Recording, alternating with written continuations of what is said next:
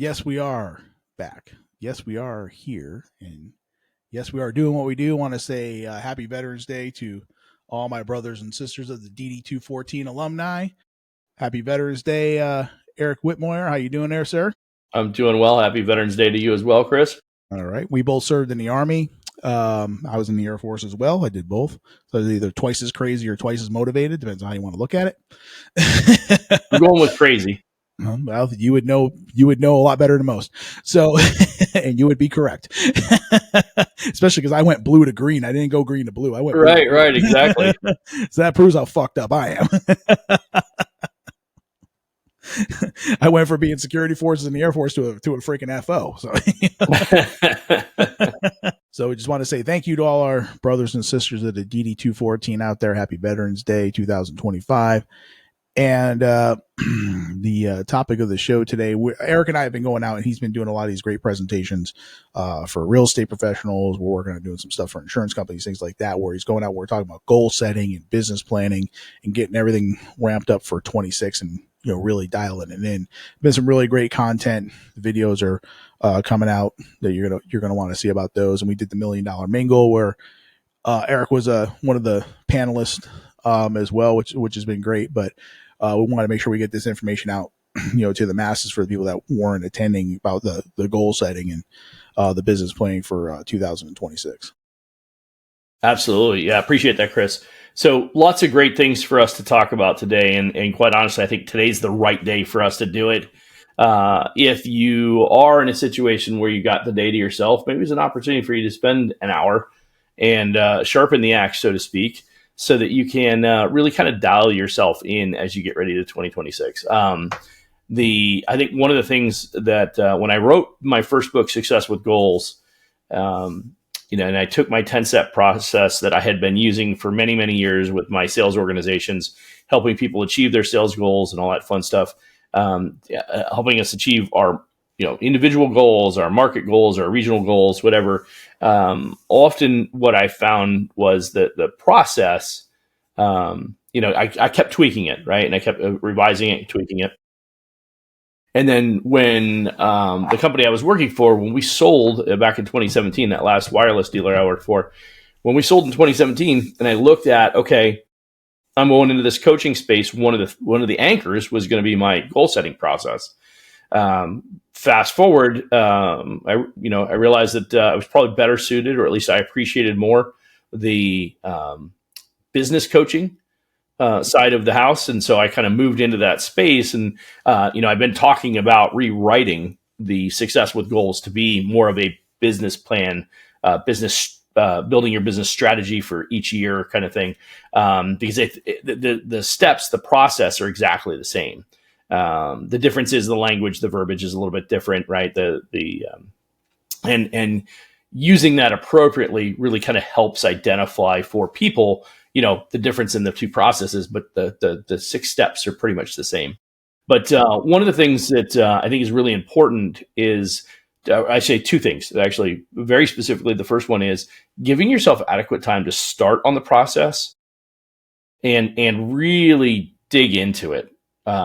Too many times people get to the end of the year and they're like, or the beginning of the next year, and they're like, oh, we got to get this business plan out for the year, right? And that's for the people that actually take the time to do it, because we also know there's a large number of people throw ideas out there, throw a goal out there, and then really don't have a plan to support it, right? Before you know it, it's February and you still haven't done it yet. Exactly. Yeah. Not even started the plan, right? Yeah. So the tough part is, and I think that this is where I think there's two pieces of this, and this kind of came from my sales logic for years of managing salespeople. The last thing you want to do at the end of the month is let up. Because what happens is when you let up at the end of the month, and I'm talking about any sales month, right? Any if you're in a performance-based scenario, right? You don't let up at the end of the month, because when you let up at the end of the month, what happens is you start off slow the next month. And so there's really no time to kind of put the brakes on and kick back, right? And if you have that mentality, that's actually part of the reason why you're probably not achieving the results you'd like to achieve. Now, it's not to mean that you're all go all the time, right? That we also know that's not reasonable. But when you're go, and when you're not, right? And you got to be able to segregate and separate those two. And there's a lot that goes into that. But my point to this whole statement was, if you start building your plan now in November, just high level, right? Assess the year. You're close enough to the end of the year to kind of know what you're going to finish at. Even if you have a big push in December, or the back half of November and in December, there's other factors that come into play that are going to slow it down that you can't control. So even if you had a lot of momentum, there's a good chance you don't really do a whole lot more than what you're trending on for the year right now. That's assuming you had a yearly goal. If you had a quarterly goal, kind of the same scenario, right? I mean, the first half of the quarter isn't too bad. Second half of the quarter could be really good, could be really bad. It all depends on what your business is and what your focus is, or how you approach it more specifically. Either way, my point to all of this is the sooner you start working on that plan for next year, the more likely that you're going to have a plan in place ready to go come January 1. In addition to that, the other factor to consider is if you're backing off, like I mentioned earlier, if you're backing off the throttle as you close out the month, let's say November, or worse yet, towards the end of the year, you're not thinking about what January looks like.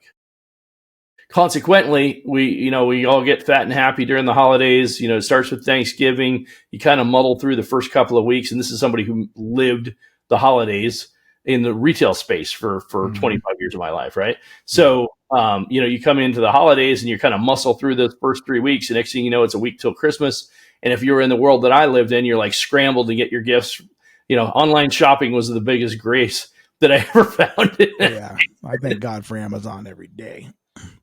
So, and then you get able to go to the BX, man. Being able to go to the BX is a luxury in itself. It's super fast, and you save 10% on tax. But, now all of a sudden it's Christmas, and then you got a week. And then people are like, oh, I'm going to do my business plan between Christmas and New Year's, or I'm going to do my plan, my goals for next year. That doesn't happen that week. You're still in, still in kickback mode, right? And so now all of a sudden it's the first, then it's the second, then it's the third. The new year starts. Just all of a sudden you get pushed into the moment. Things start coming into place, and next thing you know, to your point earlier, it's February and you still haven't put your plan together yet. Anyway, I say all of that to say that if more people consciously started on an effective plan, it doesn't have to be a really elaborate thing. It's like I used to tell people all the time, I would take 2 full days, a Saturday and a Sunday, to plan for the year. And I would typically do that at the beginning part of December. Now I've kind of pushed it back to November because actually what it does, and I found this out a couple of years ago. Going now. Well, it helps me finish the year strong, and it helps me capitalize on Black Friday promotions and things like that, which I brought up back in October with most of my clients. I'm like, hey, a lot of people push stuff on Black Friday. And I realize you're B2B, but here's an opportunity for you to create a deal and leverage it, because all this, Black Friday, Cyber Monday stuff, that's all relatively new. I mean, I grew up with it, but I mean, we both grew up with it. But the reality is that, outside of 50 years ago, I don't know how much it existed, but what I do know is that the whole Cyber Monday thing is probably only like 20 years old, if that. Yeah, if that.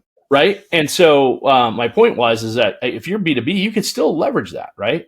So anyway, say all of that to say is that if we get a head start on this stuff, we got the added advantage of finishing wherever we're finishing stronger, more focused, and we're going to have something in place to kind of lean into and really what we need to execute on going into the next scenario, whatever that is. And in our particular case, it's going into the next year. Right. So that's the first thing I want to say. Second thing I want to say that I think is really important to consider is when we talk about the process of setting your goals, you have to realize that if you're setting goals, if you're building your plan for next year and you're putting a strategy together to achieve some let's say lofty goals, the first thing we have to remember is if you're setting goals that do not align with your personal beliefs, with your values and your beliefs, you will not achieve them. I don't care who you are or what you try and do. You will self-sabotage and you will not achieve those goals. And often I get a lot of people saying, well, I've tried. I'm like, well, one of two things. One, you're not motivated enough, or two, it doesn't align with what you truly believe. And did we go over that story with that girl? And I think we did that in the last episode. We did another show. Yeah, we did recently did another show. Yeah. But yeah, great point. Right. And we talked about her a quick high level. She was struggling as a salesperson, got her to realign what her focus was. Right. Her focus wasn't on the money. Her focus was on her child and cool things that she wanted to do with her child. And she was able to lean into that and leverage Career that, and changer. Yep. consequently turns the corner, has a phenomenal month, and then goes on to have a very successful career in that industry. And this was somebody that we're contemplating firing, right? So, but the right conversation, aligning the goals with the values and the beliefs that that person had. She didn't see value in being a salesperson, right? But all of a sudden, she gets a $5,000 commission check, and she takes her child on that Disney vacation that she'd wanted to take her child on, and all of a sudden, it completely changed her perspective on things. Not that she became money motivated so much as she just realized the vehicle that she had and how she could leverage that vehicle, right? Well, something we we're kind of skating around here too, that you brought up in other shows, and I've heard you say this before, is a leadership factor. And you had mentioned this on the panel when we were at the $1 Million Mingle. It's leadership's responsibility to so if you're expressing the goals and your goals are in line with and you hire the right employees and everybody's in line, you came in at a much higher level, because they had that skip meeting where, she went all the way to you and you properly motivated her and got her squared away. Well, that was showing the leadership side from your side, where you took the time to, like I said, you were contemplating firing her and you totally changed her around, which was awesome. And these are the powerful things that having those visions and everything aligned and knowing who your employees are and how to get them properly motivated. Now think about that. If you had to fire her, it would have, cost money, and you had to hire a new employee, so it would have been overhead on your part, plus what would have done in her career and things like that. Like it would have, totally, but I just applauded your leadership in taking the time to show her and, spread and reach her on her level to where it worked. Right. Yeah, I appreciate that. And to your point, very valid, right? And in the sense that one, we talk about this all the time on here. Leadership is the conduit that ties everything together. Attitude is a reflection of leadership. If the attitude's not right, it's because the leadership's not right, right? It's they're not laying it in. They're not aligned. And we're talking about alignment. That's exactly what I was just referencing, right? If your goals, if you're setting a goal to go, I don't know, sell 100 homes or sell 100 cars or whatever it is, and one, you can't see it in yourself, right? Which is a whole nother conversation, but you can't see it in yourself, it ain't going to happen. If you believe that salespeople are bad, and somehow you found yourself in a sales role and you have an obligation to sell a certain number of units to make a certain amount of money, you won't do it, because as long as you inherently believe that salespeople are bad, you're feel like you're contributing to more badness, right? I mean, it's just so. Anyway, I say all of that. I think I'd like to believe a lot of people understand that, but I know very well that they do not, and or at least can't make the correlation. So anyway, I say all of that to say that you got to be clear on how your goals tie into your values and beliefs. And when you set them, you need to set them appropriately. And I'll add one additional piece as it relates to both of those statements.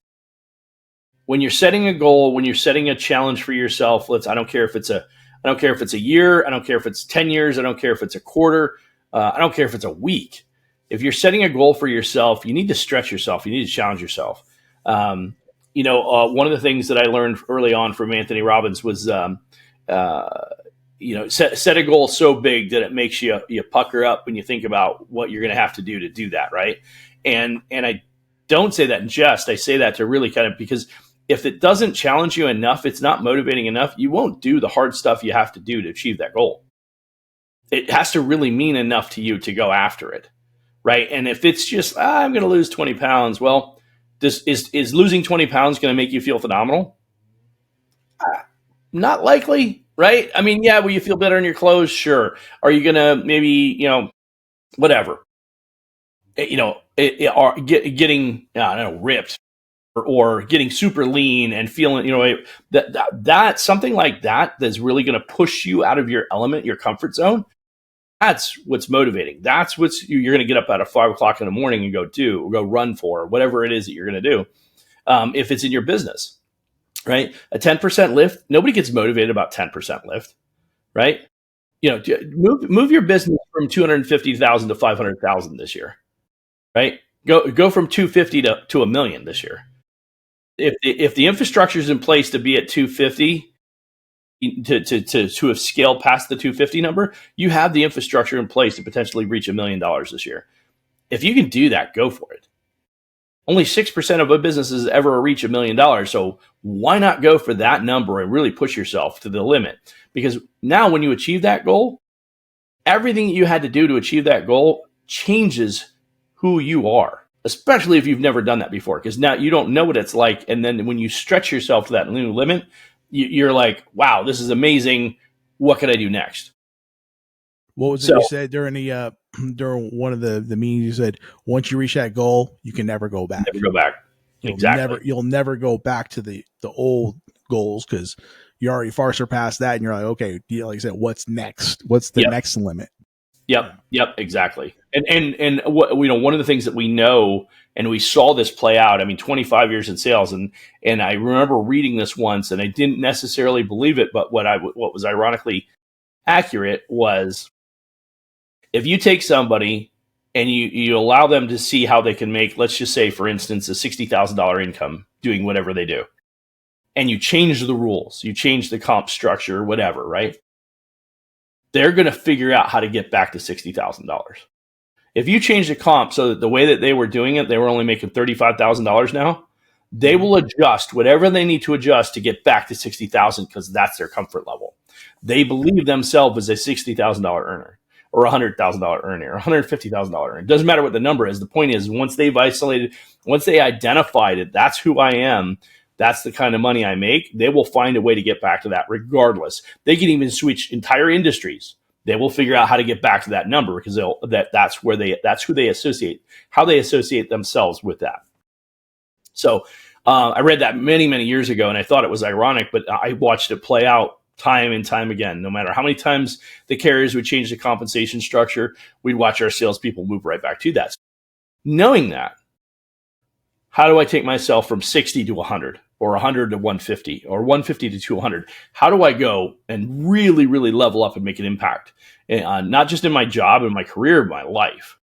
What is the benefit of that? And the last thing I'll say is the benefit isn't just the dollars in your pocket or the accolades of the awards. It's the person you become in achieving that new goal, right? So I don't care if it's your business, I don't care if it's a personal goal, whatever it is that you're striving for. We're talking about taking your business to the next level. I've said this before, probably not nearly enough on this particular show, but I say it in my book, Success with Goals. There's no neutral in life. You can't get to a certain point and then just put it in neutral and coast. It doesn't work like that. You'll coast for a minute, and then what's going to happen is the inertia takes over, and whatever you were doing will start slowing down to the point where it stops, and now you're going to start regressing, right? It's just like you could work out like a banshee for 10 years, eat phenomenally, work out like a mother, be in phenomenal great shape and everything like that. You stop working out for a day, no big deal. A week, month, you're going to start feeling it. Mm-hmm. 2 months, you're really going to feel it. 3 months, atrophy's already in high gear. 10 years worth of effort can be wasted in literally 3 to 6 months. Mm-hmm. And are not wasted completely, but definitely lost substantially, right?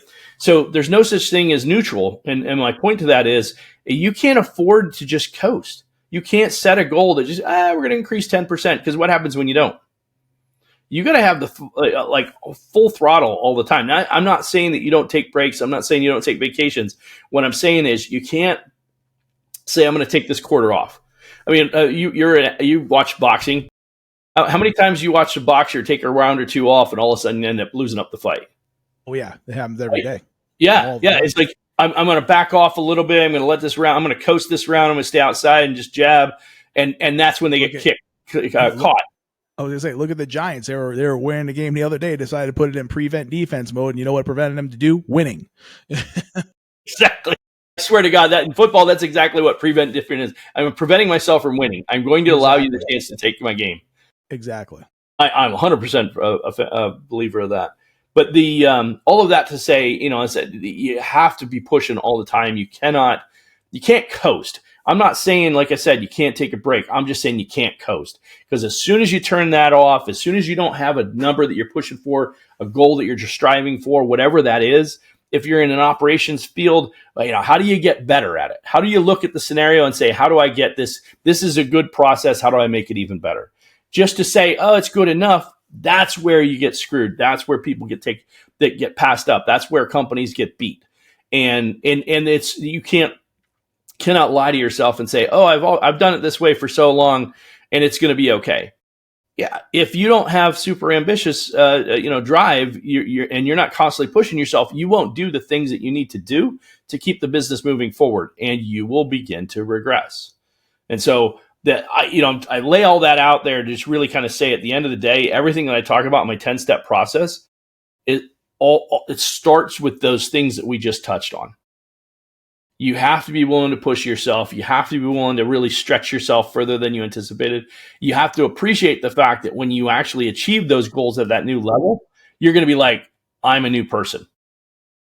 I'm a new person, and I now believe this is who I am. And now that association, another thing, a phrase that we used all the time, winners win.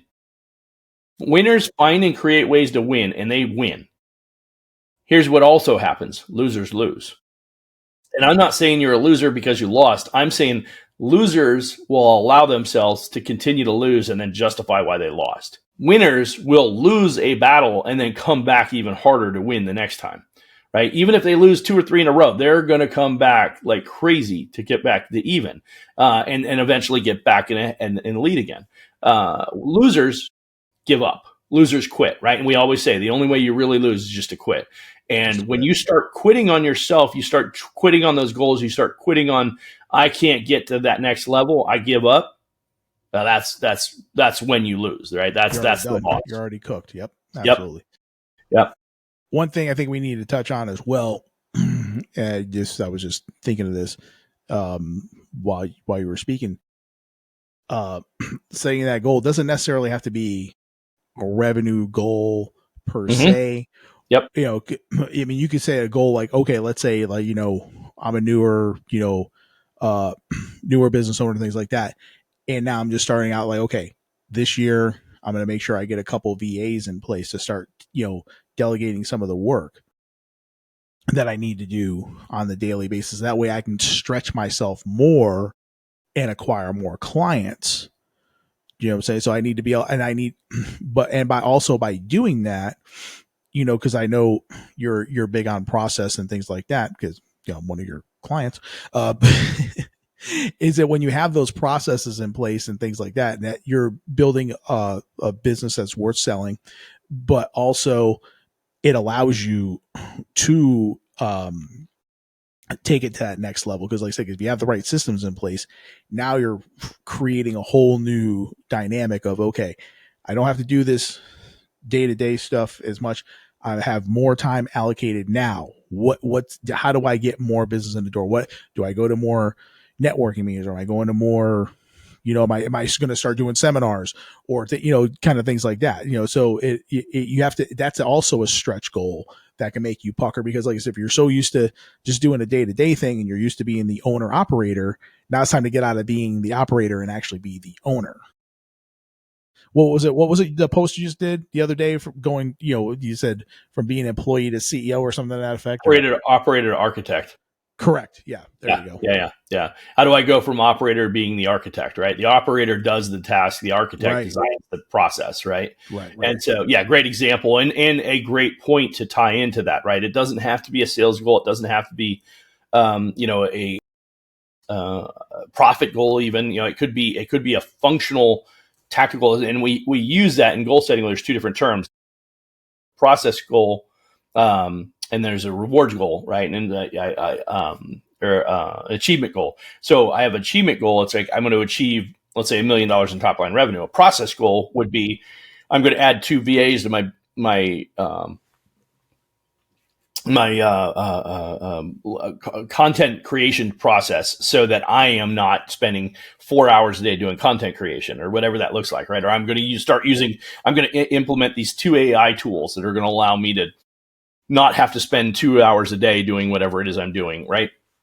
And those can be process goals, right? And so similar to your point in the business is it doesn't have to be necessarily a sales focus, although I will say you do want to make sure that there's something that's moving, that you're moving you towards the flag. And that's the analogy that I used in all the speaking engagements I did. And I use the golf as that reference point in many cases. Most people can relate to the idea of golf. Is if I'm standing at the tee box somewhere 400, 500 yards away is a hole. And the only way I know where that hole is there's a big white flag sticking up out of it. And that's how I align myself. And so the whole point of building a goal setting following a goal setting process is identifying, okay, here's where I stand right now. That's where I ultimately want to get to. And I'm going to take a series of swings at the ball and hit it, good, bad, or indifferent, right? So I'm going to hit it. I'm going to hit it in that direction. Each time I go towards it, I'm going to readjust and align myself to get to that goal. Without that flag, I have no idea whether or not I'm achieving the goal. Right. And so that's why we often use, and I would say I often lean to, making sure that you have some kind of sales target goal that you're looking at, but how you get there, right? That's the other part of that. How are you going to get there? Well, I'm going to get there because I'm going to bring in 2 VAs that are going to take over this role and these expectations of what gets done every day so that I have more time to go do sales conversations, right? I'm going to improve my sales conversion rate, right? That's another one, right? I'm going to improve my sales conversion rate because that sales conversion rate will get me to the revenue target that I want to get to. So the goal isn't necessarily the revenue target. The goal is improving my conversion rate from 10% to 20%. And by doubling my conversion rate, that would double my revenue and get me to my ultimate goal, right? And so part of that goes into the strategy of the plan as I develop the plan. So now we kind of covered all the outlying stuff. Let's just kind of dig into the final pieces here. So for the next big piece to identify, we have 9 different categories in the goal setting process as it relates to success with goals. In the business, you would likely have a number of those 9. I wouldn't say all of them. They don't all relate from personal to business. But what is very important to remember, regardless of whatever your goals that you're setting for your business, there can only be one true goal. The one goal to rule them all. And I say that because here's the problem. In our subconscious, once you lock in a goal, a focus, something that you're going after, your subconscious mind locks in on that and starts showing you how to get there. It starts helping you identify the things you weren't seeing before to help you get to that goal. And so what we know about the subconscious mind is we pre-program it with the prefrontal cortex. We identify, this is where I'm going, this is what I want to do, this is what I want to accomplish. Our subconscious mind then aligns with that, and that's what's running in the background all the time.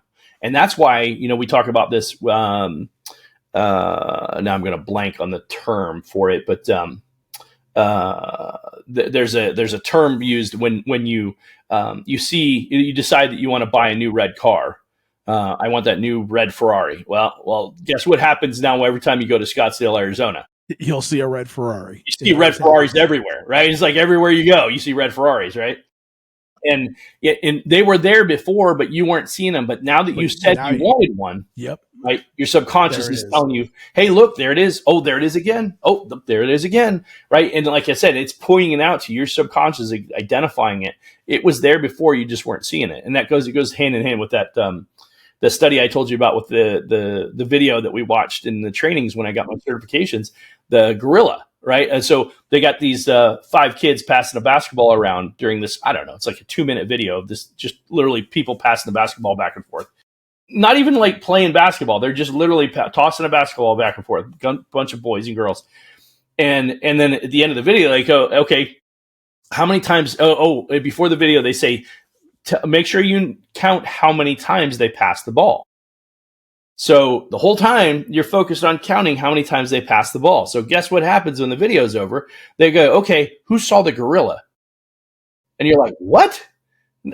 There was no gorilla. And they literally would play back the video and you're like, oh my God, I didn't see the video. What? I never saw no gorilla because you were too busy focused on the passing. That's your subconscious. You gave it an expectation. You said, I want you to count the number of, and so you were totally focused on that, and you lost sight of everything else. You were blind to everything else because you were solely focused on that. And I will tell you, in a room of 300 people, 5 people saw the gorilla. Okay.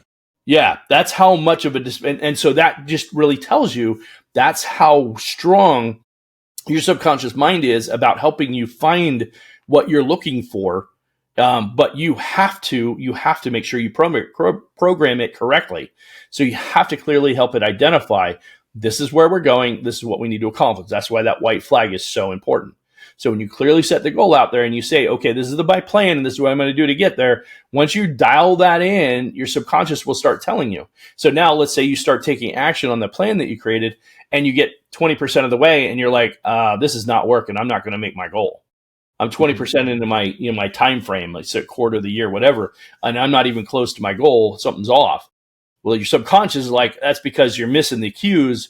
I'm telling you, it's over here. The opportunity's here, the opportunity's there, and you got to listen to that. And that's why we course correct when we go after our goals. We pay attention to and identify, hey, I took a cut at the ball, I topped it, I hit it 100 yards, but I went 100 yards to the at a 45-degree angle. So I'm going to get out there. I'm going to get that. I'm going to line it back up with the white flag. You've seen me golf. Okay. You've seen me. Yeah. Right, okay. I only know because that's how I play. So the key is to make sure that you're very clear on what that number one goal is. You can have secondary goals. You can have tertiary goals. They need to be in support of the primary goal, right? They cannot be completely counterintuitive to the primary goal. If they are, it will detract from the focus of the one goal and you will not achieve your goals. Stay focused on the one goal and do some due diligence. This is why this planning process is so important. If you really dial it in and you look at it, you're going to say, okay, if I achieve this one goal, I'll actually, by default, achieve some of these other secondary and tertiary goals. So if you align yourself correctly and you say, okay, this is my one goal, and by achieving this goal, this will help solve this problem. Well, let's say I move my business from $250 to $1 million. I'm not even talking about hiring 2 VAs. Now I'm talking about hiring 4 VAs, right? Because it's a quantum leap. And I can't get from $250 to $1 million without delegating. And if that was the purpose of hiring the 2 VAs, was to delegate some of those responsibilities, it's going to happen by default because I can't. Buy new equipment. Yeah, you're going to buy new equipment. You got for more production and so on. Yep. And it's going to happen by default because I can't do it all myself, or I can't do it without these tools, right? So making sure that you have one clear goal and that goal is going to have the biggest impact in your business. Those are the two, you kind of really dial that in. And then everything after that for the rest of the steps. Now I have a 10-step process. The number one goal is the 4th step in the process. The next 6 steps in the process are literally about how to align your strategy. The next thing you're going to do is once you identified the one goal, the next thing you're going to do is you're going to write your business plan. You're going to say, okay, I'm going to do it by doing this, and I'm going to do these things. I'm going to incorporate this, and I'm going to add these VAs, and I'm going to buy this AI software, and I'm going to focus on doubling the number of leads by using this marketing strategy, right? And you're going to build your plan. Now, are you going to have all the right answers to your plan at that point? No. And if you've never achieved the goal, there's no way in the world you're going to know all the right answers. That's okay. We have steps for that, right? If you don't know exactly, you just write it to the best of your ability. Now, the next step you're going to do is you're going to identify what do you not know about achieving that goal that you need to know. What's information that you need to know about achieving that goal that you don't currently have? And where can you get it from? So this is where we talk about mentors. This is where we talk about working with coaches. This is where we talk about working with what we call cheerleaders, right? We're going to align with people that have already done or at least are aligned with what we're trying to do, and they can help align us and keep us on track, right? A cheerleader is a coach or somebody that plays the role of, telling you, hey, great job yesterday. You did everything you said you were going to do. Great job. Congratulations. Do it again tomorrow. And the coach is somebody who's there to help course correct, right? And the mentor is there to keep you focused on the overall vision, right? But in any one of those 3 are going to play a really significant role in helping you identify how you get from here to there without knowing all the steps today. And the best part is you don't need to know all the steps. What you need to know is the next step. Right? One of the analogies I often use in that scenario is when a plane takes off in Phoenix on its way to New York City. Did you realize that a plane is typically off course about 98% of the time? Mm-hmm. A plane is literally off course. So you think about it, you're in this, $100 million plane flying from here to, or $1 billion. I don't even know how much a plane is anymore. If you're flying from Phoenix to New York, it's off course 98% of the time. And what's happening, and it's all because of wind shear and different things taking place that are causing the plane to be off course. It's just a little bit of this and a little bit of that. And so what it's doing is the computers is making all these micro adjustments the whole way to keep it in line so that it actually lands where it's supposed to land. It even takes advantage of like wind currents going in a certain way, and so it'll pivot the plane, actually have the plane go off course purposefully, so it can benefit from the speed, current or something like that. Right, exactly, and ride that, and so it goes faster. Right, this is what headwinds and tailwinds are like. Right, and so the whole idea is that you're not going to know everything you need to do, but that shouldn't be what keeps you from taking action. So you build the plan as close as you can. You get some advice, you do some research, you do some studying, you figure out what you don't know that you need to know. You plan to get that information from those people, from those resources, from those tools. Watch some YouTube videos, whatever it is, and figure out what it is you don't know about achieving that goal. If you need to work on your marketing strategy, then figure that out, right? What's a good B2B lead generation strategy? I don't know. Everybody's talking about LinkedIn lead generation strategy. Okay, great. We're going to do that. That's what we're going to do. And we're going to figure out how to do it better than anybody else. That's our plan for this year. That's how we're going to take our business from 250 to 500,000. All right, but we want to go to 1 million. So how are we going to make up the other 500,000? Well, another way we're going to do is we're going to do cold email campaigns, right? And I don't know anything about that. I'm sorry, cold email campaigns. I don't know anything about that. Okay, well, let's figure that out. Let's take a course on that. Let's get somebody who's really good at that. And so now you start bringing in those strategy pieces. They're going to help you take the business by fixing the pieces that you don't know, right? The next thing you're going to do is you're going to start identifying. So you've identified the things you don't know. You're also going to start looking at and helping yourself identify with the tools and resources that you'll need to have that you don't have today. So not just what you don't know, but also what you don't have, right? I don't have enough salespeople to scale up to $1 million. So I'm going to have to do that. I'm going to have to start searching for the people. When would be the right time to do that? Probably the second quarter. The first quarter, we still have enough in-house, but then we go to expand, we're going to have to add more to that, right? And start identifying what's that going to look like. Okay, what's that process going to look like? How are we going to recruit those people? Who do we want to look for? What experience do we want them to have, right? We start identifying those types of things. The next thing you're going to do is you're going to identify daily disciplines, right? What are the things that I'm going to check on that I'm doing every day that I need to do to achieve that goal? I'm going to hold myself accountable to daily disciplines. And what I like to leverage with my clients is the rule of 5. What are 5 things that I'm going to do every day to move my goal forward? And whatever those 5 things are, right? I'm going to make 5 sales calls. I'm going to send 5 emails. I'm going to whatever, right? And I say those 5 things are generally 5 different things. So one thing would be to send 100 emails. Another thing would be to do 20 LinkedIn connections. Another thing would be to make sure that every day I have at least 3 sales conversations. And those are 3 of the 5 things that I'm going to do every day to move my goals forward. Right? Does that make sense? And so I really want to make sure that I tie all that together. Then the next thing I need to do, and this is a hard part. This is really hard. Most people, if you've not done this before, because you don't know how to do it, you are not mentally prepared to achieve it. All right. And I know that you could relate to this as it relates as at sports, because we've seen it before, both of us. If I'm a good athlete and I've won consistently, I know how to win, right? Winners win, like we were talking about. However, if I've never achieved at a certain level and I'm in an environment where the expectation is to achieve at a super high level, a higher level than I've ever achieved at, there's likely a strong chance that I'm going to fail. And not just fail, I'm going to completely suck. Hard. Yep. Yeah. Because I'm not comfortable at that level. Mentally, I'm not prepared for it. Physiologically, I'm not prepared to achieve at that level. And so you take a really good athlete, and a great example of that, you take a really good high school athlete, put them in a college environment, and as good as they were, as wired as they were to win, and they could be just as physically gifted as the guy next to them, but because they're not, for whatever reason, they don't believe they can win at the next level.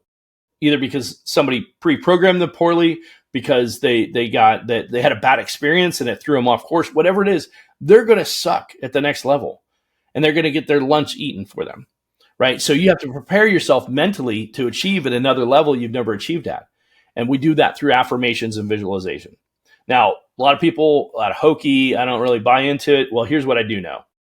Whether affirmations and or visualization work for you, we know that visualizations work for athletes. We've tested tens of thousands of studies that have been done, or at least thousands of studies that I know of that have been done, where they've tested athletes and they've had them mentally do the exercise and follow through on something over and over and over, and mentally they've done the exercise, not physically, but just mentally.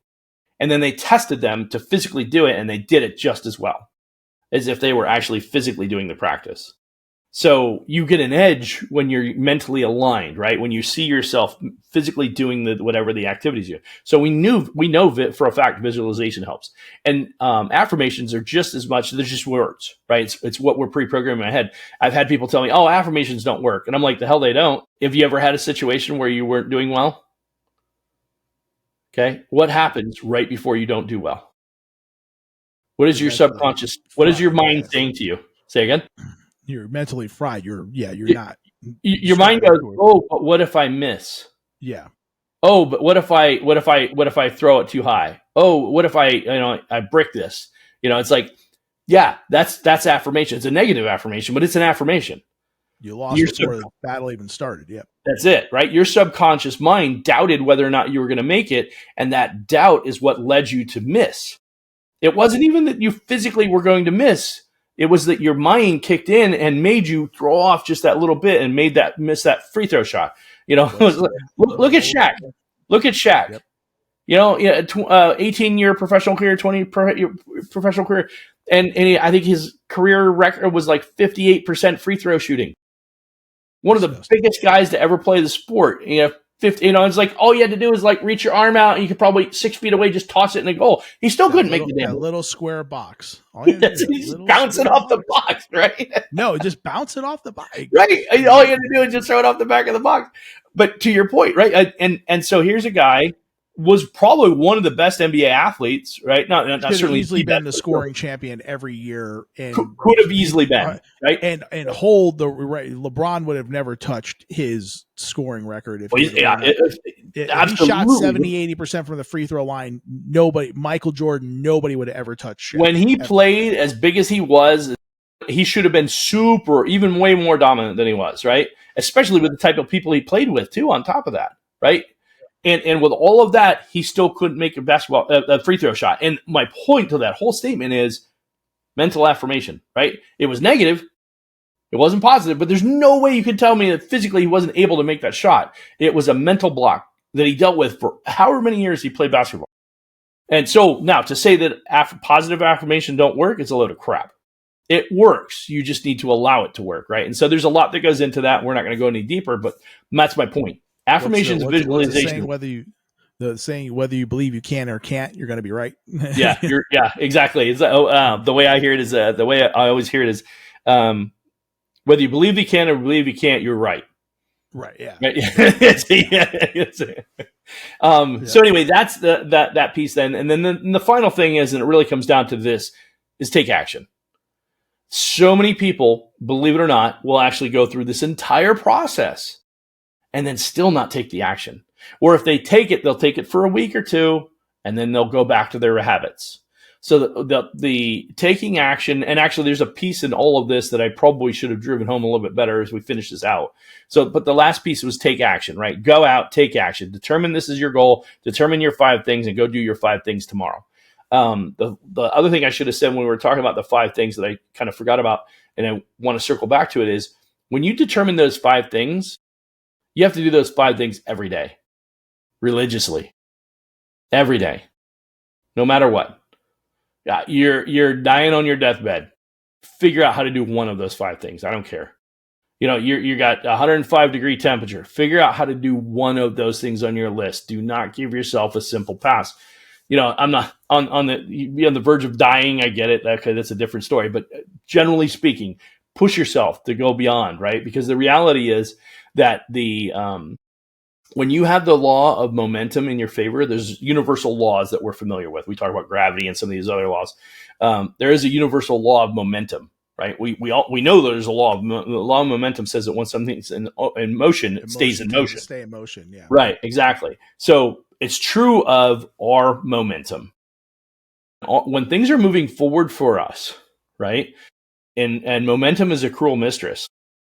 If you got momentum on your side, but then you don't take care of her, she will turn on you in a heartbeat, bite you right? in the ass. Yeah. And you'll be wishing that you had. So it's a kicker, because the reality is, at the end of the day, when you got momentum and you're on your side, and we see this in athletics all the time, right? And ironically, we talk about the change in the game, right? The change in the momentum of the game. Everything's going one team's way. And all of a sudden, the guy muffs the punt, and the next thing you know, they're 3 touchdowns down. Right? They were up by 2. The guy muffs the punt. They run it in for a touchdown. The next series of plays, they score in 4 plays. It's like, how did that happen? It's momentum, right? And so the whole point is that when things are going in your favor, lean into it. Do not take a break. If you had a vacation planned, I would encourage you not to go on vacation, or at least figure out how to make sure things stay in momentum and keep moving forward while you're doing what you do. I mean, that's the grand scheme, right? That's where having those processes in place. That's right. You're always talking about. If you have those processes in place, it can go on while you do take that little break, but stuff's still going to get done. Yeah, I would say for the back half of my entire 25-year career in the wireless industry, the one thing that I learned,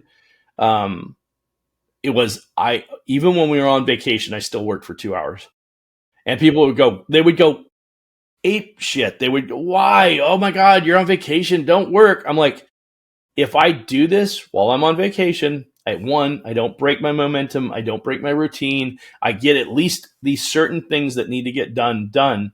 I'm reviewing my numbers. I'm looking at having, it might not even be a conversation. It's just a simple email, but doing that, taking the time to do that builds that momentum, that discipline in my activity, and that activity keeps my momentum going. So even on vacation, I'd be on vacation for 2 weeks and in Cancun, and I'm still checking my email every morning for 2 hours. I do it before my wife wakes up. I do it before the kids get up, right? I do that for that 2 hours. I write my article. It'll allow you to relax because you already know, okay, I did everything I needed to do for the day. Now I can enjoy the family. Now I can be present. Now, because if I don't, even though we're in Cancun or we're on the beach doing whatever, I'm going to be thinking in the back of my mind. That's it. Did that shit get done? That's it. And I'm not going to be able to be present in the moment because I'm going to be thinking, what the fuck do I need to do? Yep, that's exactly right. And that's the part that I try to explain to people all the time. And they're like, oh, you're on vacation. I'm like, no.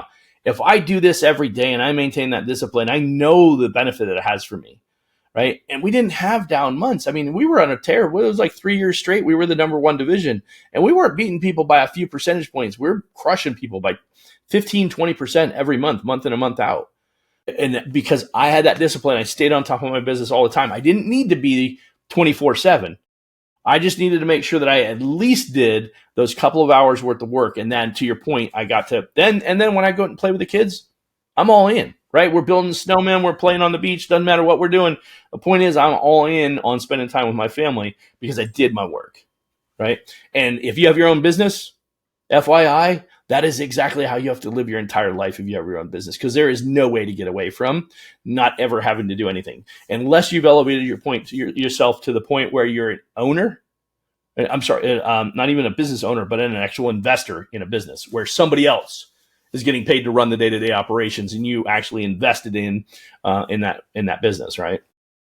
So anyway, that's kind of the last piece there. Is that I wanted to talk about the momentum piece because there's a lot to be said about that. And people lose sight of how important the role that is going out and doing that activity and doing it every day. So it's taking action, but then taking disciplined action every day for whatever period of time that you're expecting. And if you're going to take a break in between your goals, right? So to go do something. If you did it for an entire quarter, look, there's 52 weeks in the year. There's 4 12-week sequences. Go for 12 weeks, take a week off. Go for 12 weeks, take a week off. That's 52 weeks, right? That's my math in my head. Run a 12-week sequence. do everything you need to do for that 12 weeks, take a week off and enjoy it and celebrate it and everything like that. But then it's right back on that next Monday. A week later, you're back on the next 12-week run and whatever that looks like. Anyway, that's there's a lot to be said about that. And I think when you have that hard wiring in your head mentally, you don't feel this need like, oh, I've got to take a break. I'm so overworked. I'm so tired. I hear that stuff from people and I'm like, look, I burned myself out. I get it. I know. But that was also because I didn't have good processes. I didn't have good systems and I let shit get away from me. Right. And then it ended up becoming a frustration point. And then I'm anxious. And yeah, that's stress. That's anxiety, right? All of that stuff, that's going to suck the life out of you. But when you have good process and systems and know what you need to be doing and you take that activity every day, it's like we were talking about a minute ago, right? I did those things. I took my 2 hours and now I can go focus on the things that I want to focus on. So, but that last step is just take action, keep taking action, keep moving forward and do not back off, especially when you have momentum at your back. So that's the process of building the business plan, making sure that, like I said, it aligns with your goals. Go and do the research and make sure you have all the tools in place. Make sure you have the contacts of the people you need to know to help you get where you want to go. Make sure you're focused on one goal. People who have multiple businesses, you should not have multiple businesses unless one of the business can completely run without your day-to-day activity. If that business can run without your I don't care if it does $500,000 or does $5 million or $50 million. If it can run without your day-to-day activity, then you're free to go start another business, right? Because if it requires your day-to-day activity, then the second one's only going to get a fraction of that. And if you had a third business, then that business is going to get even a smaller fraction of that. So at the end of the day, is that really even a business or more like a hobby? Right? Because you're certainly not giving it your all. And so I try and tell people, I'm like, you can only focus on so much at one time. And I know that because I made that mistake for many years. I'd have like 10 different goals. I'm going to do all these different goals. I'm going to be perfect. I'm going to be fit. And I'm going to do this. I'm going to, and I'm going to be right with God. And I'm going to do this. And I'm going to do all these other things. And I got all that. None of it works because you can't do it all. Nope. Right. So determine the one, focus on the one, do that number one goal for a quarter, then adjust. Then next quarter, go focus on something else. The next quarter, go focus on something else. All of those should ultimately be moving to what your ultimate goal is or wherever you want to go. Mm-hmm.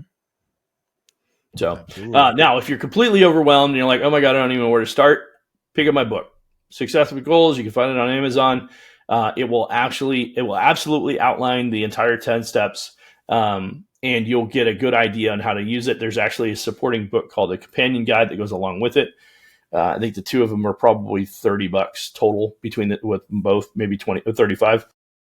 But you can get them on Amazon. But the important part is make sure that you have some kind of plan. This will walk you through. It'll tell you step by step what you need to be doing. And if you ultimately really want to you want somebody to lead you through that process, we have a series of goal setting workshops that we're going to be doing in person here in the Phoenix metro area. And we'll also be doing 2 online sessions, one in December and one in early January, that we'll be walking through those for those people. All right, Coach. Anything you want to add? Yeah, you're going to have to let that go. That's too much. I'm getting too much of a high from that. Well, I know it gets you pumped up and it keeps you going and things like that. So that's funny. I gotta feed the machine here. So yeah, exactly. keep on going, keep you motivated, things like that. So, no, like I said, another great, impactful, information filled show. Appreciate it. Those are vital to making your business grow, man. Yep. Awesome. Appreciate it, sir. All right, man. Happy Veterans Day. And we're out.